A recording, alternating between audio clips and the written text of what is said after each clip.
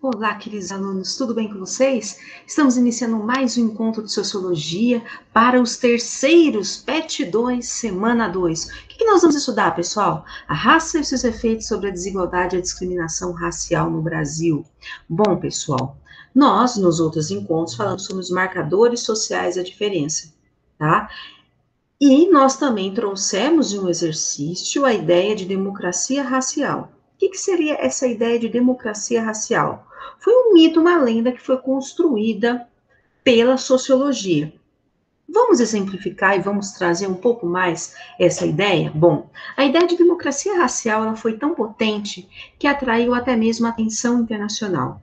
Nos anos 1950, a Unesco, órgão ligado ao sistema ONU, financiou uma ampla pesquisa sobre as relações raciais no Brasil, envolvendo vários cientistas sociais. A ONU pretendia usar o caso brasileiro como um exemplo de convivência pacífica entre os grupos raciais a ser seguido por outras nações. Foi nesse contexto que as pesquisas do sociólogo Florestan Fernandes comprovaram justamente o contrário do que Gilberto Freire havia defendido anteriormente. Em seu livro A Integração do Negro na Sociedade de Classes, de 1978, o sociólogo desconstruiu o que chamou de mito da democracia racial. Seus estudos revelavam que a questão racial no Brasil manifestava fortes sinais de discriminação e preconceito. E o mais importante de tudo, a condição da cor estava intimamente relacionada com a desigualdade social.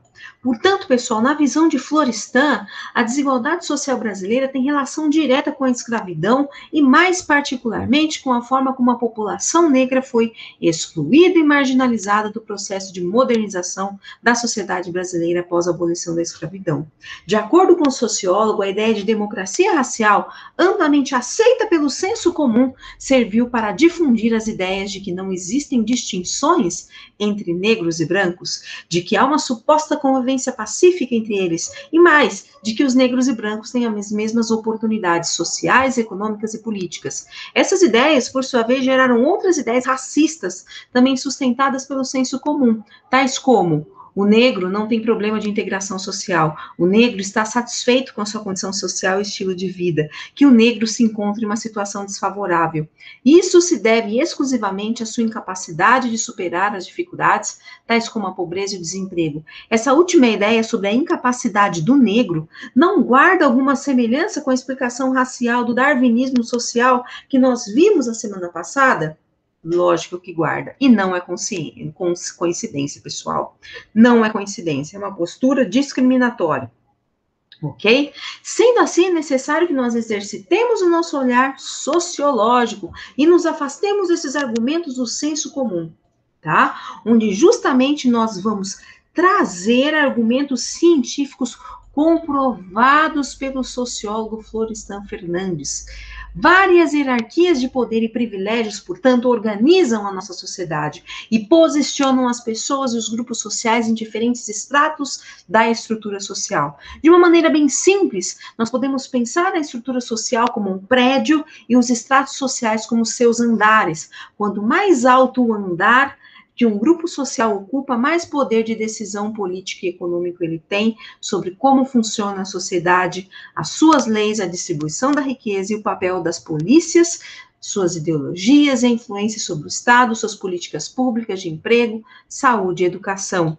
Assim, a mobilidade social de um determinado grupo nessa estrutura define as suas oportunidades. Quando a mobilidade é ascendente, significa que o grupo sobe os andares, tendo mais oportunidades e maior poder de decisão sobre as condições de vida. Quando a mobilidade é descendente, significa que suas oportunidades e seu poder de decisão são reduzidos, queridos alunos. Bom, frente a isso, nós temos que justamente verificar as desigualdades de oportunidades e chances de vida. No atual contexto de pandemia, por exemplo, nós sabemos que grupos de estratos mais baixos, em termos de poder de decisão, têm escolha de aderir ao isolamento social? Lógico que não. Tem condições de comprar materiais de higiene para a prevenção do contágio? Máscaras? Não, pessoal. Nós sabemos isso, nós sabemos essa questão social, a questão financeira, principalmente, ela está sendo acentuada, as desigualdades sociais estão sendo acentuadas nesse momento de pandemia. Certo, pessoal? Sendo assim, Sendo assim, nós entendemos que na sociologia, a raça permanece sendo um importante conceito e um marcador social da diferença que nos aproxima de explicações mais verdadeiras de como funciona realmente a nossa sociedade hoje, queridos alunos. Ok? Bom, essa foi uma explicação breve da nossa atividade da semana. Qual é a atividade, pessoal, propriamente dita? Vocês vão fazer um texto onde vocês vão analisar a charge e justamente vão relacionar os dados estatísticos apresentados com uma crítica social presente na charge do cartunista Bira e produzir uma reflexão sobre a ideia de democracia racial, respondendo a seguinte pergunta: existe democracia racial no Brasil? Justifique. Tá? Para aqueles que estão fazendo os formulários, a professora sempre coloca um exercício adicional, a atividade complementar, junto com a atividade principal do PET. Então, façam todas as atividades, queridos alunos, todas as atividades. E, como sempre, qualquer dúvida, estou à disposição de vocês, tá? Um grande abraço.